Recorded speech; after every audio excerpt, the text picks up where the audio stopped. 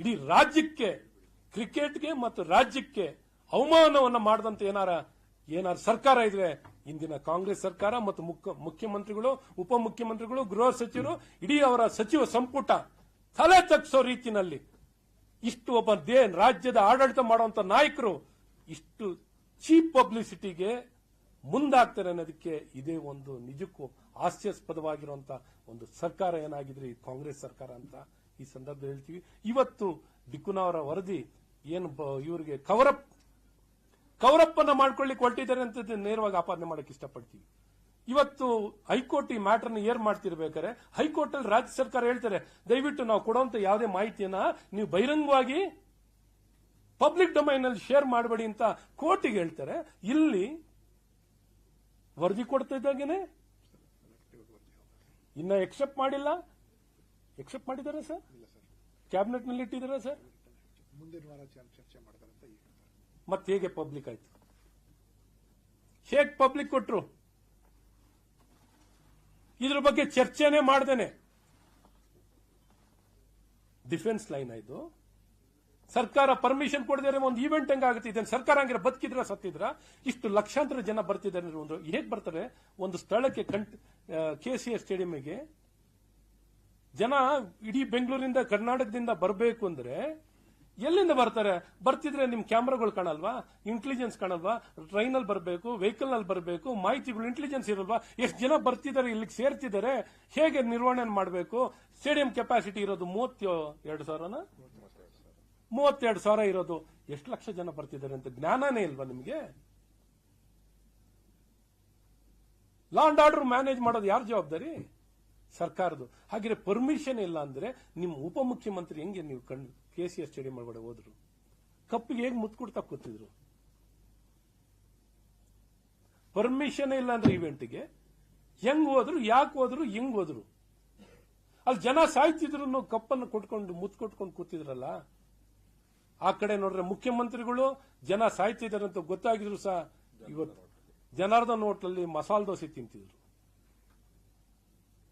ಅವ್ರಿಗೂ ವಿಧಾನಸೌಧದಲ್ಲಿ ಪರ್ಮಿಷನ್ ಕೊಟ್ಟಿಲ್ಲ ಅಂತ ಅವರು ಹೇಳ್ತಿದ್ದಾರೆ ತಾನೆ.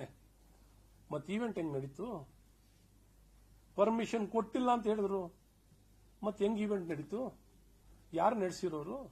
ಅಲ್ಲೂ ಬಂದು ಕೆಸಿಆರ್ ನಡೆಸ್ಬಿಟ್ರ?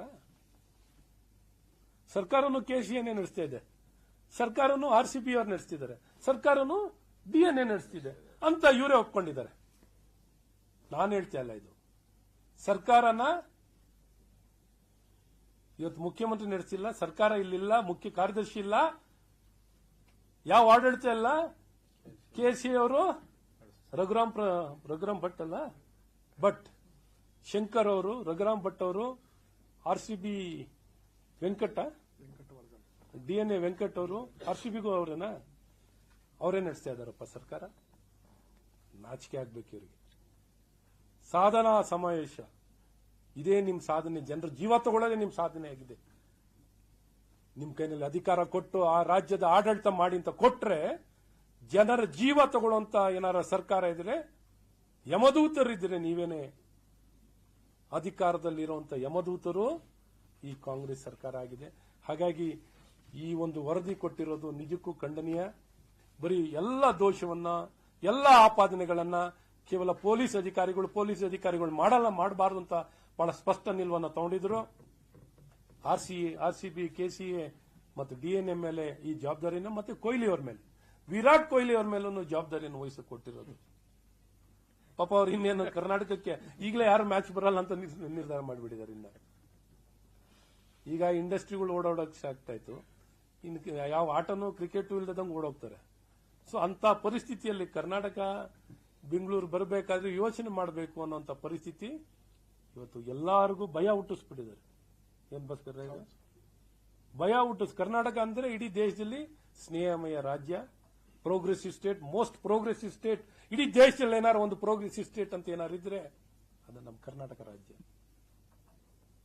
ಇವತ್ತು ನಮ್ಮ ರಾಜ್ಯಕ್ಕೆ ಕಳಂಕ ತರುವಂತ ಕೆಲಸವನ್ನ, ತಲೆ ತಗ್ಸುವಂತ ಕೆಲಸವನ್ನ ಇವತ್ತು ಸಾಧನೆ ಮಾಡಕ್ಕೆ ಸಾಧನಾ ಸಮಾವೇಶವನ್ನು ಮಾಡ್ತಿರುವಂತ ಈ ಕಾಂಗ್ರೆಸ್ ಸರ್ಕಾರ ಮತ್ತು ಮುಖ್ಯಮಂತ್ರಿಗಳು ನೇರವಾಗಿ ಈ ತುಳಿತಕ್ಕೆ ಸಂಪೂರ್ಣ ಜವಾಬ್ದಾರಿ ಮತ್ತು ಕೆಟ್ಟ ಆಡಳಿತ ಮತ್ತು ಎಲ್ಲ ಹಗರಣಕ್ಕೆ ಕ್ಯಾಮ್ ಕಿಂಗ್ಸ್ ಅಂತ ಏನಾದ್ರು ಇದ್ರೆ ಈ ಕಾಂಗ್ರೆಸ್ ಸರ್ಕಾರ ಅಂತ ಬಹಳ ಸ್ಪಷ್ಟವಾಗಿ ಹೇಳಿ.